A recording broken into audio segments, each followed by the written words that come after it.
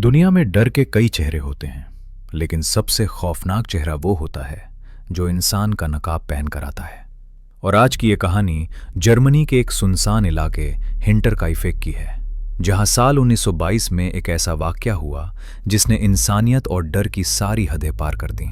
ये कहानी किसी भूत प्रेत की नहीं, बल्कि एक ऐसे अनसुलझे रहस्य की है जो आज 100 साल बाद भी लोगों की रूह कांपने पर मजबूर कर देती है। सोचिए कि आप एक ऐसे फार्म हाउस में रहते हैं जो शहर के शोर से मीलों दूर है। चारों तरफ सिर्फ घना जंगल और सफेद बर्फ की चादर है, जहां अगर आप चीखें भी तो आपकी आवाज सुनने वाला कोई नहीं है। बस हवा की साएं-साएं और मौत का सन्नाटा है। हादसे से कुछ दिन पहले मौसम ने करवट ली और बर्फबारी तेज हो गई।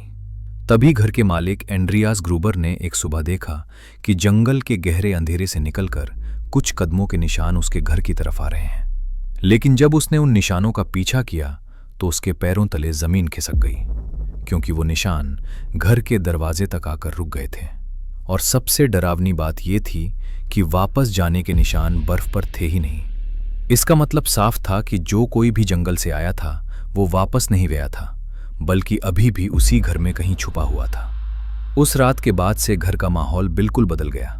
रात के गहरे सन्नाटे में जब सब सो जाते तो एंड्रियास को अपनी छत यानी एटिका से अजीब सी आवाजें आती थीं, जैसे कोई भारी कदमों से ऊपर चल रहा हो। कभी धीमी सी हंसी तो कभी चीजें गिरने की आवाज। पहले उन्हें लगा कि यह वहम होगा, लेकिन फिर घर के मुख्य दरवाजे की चाबियां अचानक गायब हो गईं और किचन की टेबल पर एक ऐसा अखबार मिला जो म्यूनिक शहर का था और पूरे परिवार में किसी ने उसे खरीदा ही नहीं था।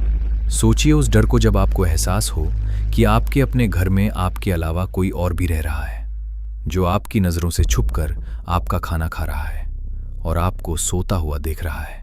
उनकी पुरानी नौकरानी ने तो डर के मारे काम ही छोड़ दिया था, ये कहकर कि इस घर में शैतान का साया है। लेकिन अफसोस कि ग्रूबर परिवार ने उसकी चेतावनी को नजरअंदाज कर दिया। और फिर आई 31 मार्च 1922 की वो मनहूस रात, जब अंधेरा होने के बाद कातिल ने एक बहुत ही शातिर प्लान बनाया और किसी तरह एक एक करके परिवार के लोगों को घर से बाहर खलिहान यानी जानवरों के गोदाम में बुलाया, शायद कोई आवाज निकालकर या किसी बहाने से। और जैसे ही एंड्रियास, उसकी बीवी, बेटी विक्टोरिया और नानी उस अंधेरे गोदाम में घुसे, वहां छिपे हुए कातिल ने एक भारी कुदाल से उन पर हमला कर दिया। एक के बाद एक सबके सर कुचल दिए गए और उनकी लाशें वहीं भूसे के ढेर पर एक के ऊपर एक फेंक दी गईं। लेकिन उस दरिंदे का दिल अभी भरा नहीं था। वो खून से लथपथ हाथों के साथ वापस घर के अंदर गया, जहां नन्हे जोसेफ, जो सिर्फ 2 साल का था, और नई नौकरानी मारिया, जो बस उसी शाम काम पर आई थी, उन्हें भी उसने बेरहमी से मौत के घाट उतार दिया।